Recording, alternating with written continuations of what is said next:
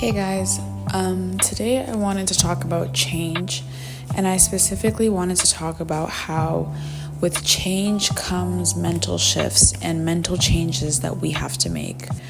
I was talking to God today and I was watching this little video on YouTube by Sarah Jakes Roberts, and she was talking about how the surrender is the victory, and I'll link it down below, but she was basically saying that we need to surrender things, and a lot of us have not surrendered, parts of our lives.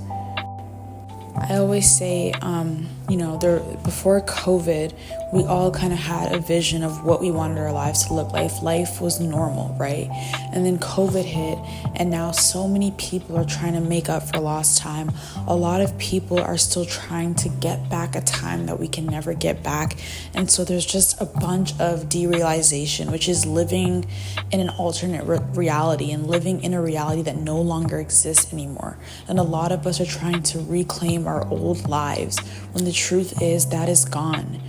And so I'm stepping into such a new thing, and I found myself surrendering to God today and telling him about how the truth is I feel like self-sabotaging.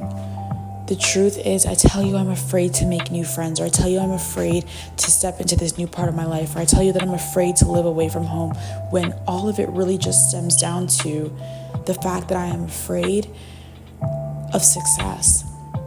These are everything that is happening in my life right now. If you don't know, I'm going to uni and I'm moving away from my hometown.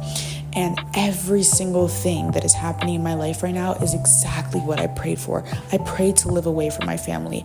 I prayed to have a different life. I prayed to be able to have my mornings open and free so I can talk to God. I prayed for a career that I'm passionate in.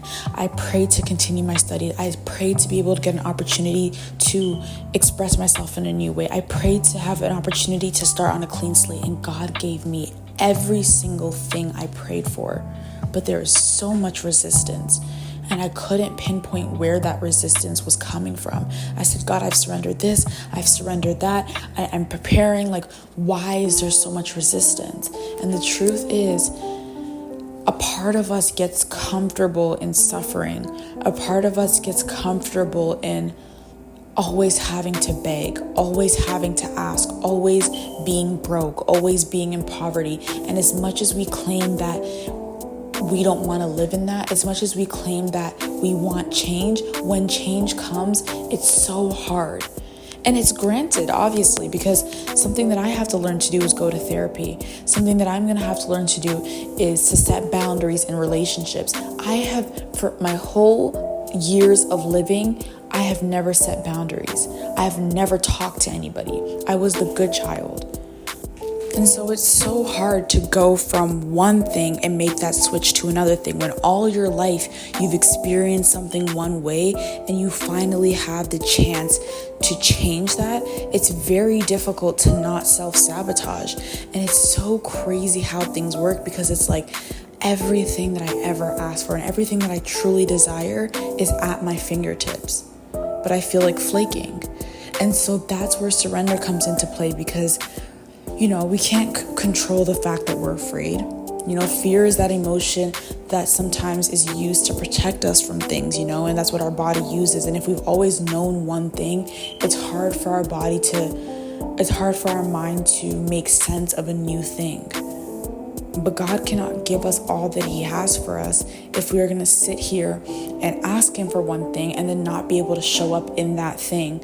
And so I always pray and surrender those feelings. But along with that, I always pray for grace, because we need God to grace us through these processes. We need God to grace us through these transitions, right? As hard as they may be. And so you have to think, what is it that I'm afraid of? You have to ask yourself that question. And when I really thought of it, and when it really all boiled down, I'm afraid of the success that I've been praying for. I'm afraid that I'll mess it up. I'm afraid that it's not going to be as it seems. And a lot of the times when we're in a state of derealization, what we do is we start to fantasize and we start to think about our lives, but not actually. That's where bed rotting really comes in. We're sitting and we're rotting in these thoughts of how good life can be. And it's not wrong to imagine things, but the problem is we're sitting there imagining things and we're not putting action to that imagination. And so we become so addicted to these fantasies of what if and what could be that it almost paralyzes us when it comes to actually doing those things in real life. And so a lot of us much rather continue to live in that fantasy and procrastinate than to actually step into and make the fantasy a real thing, you know?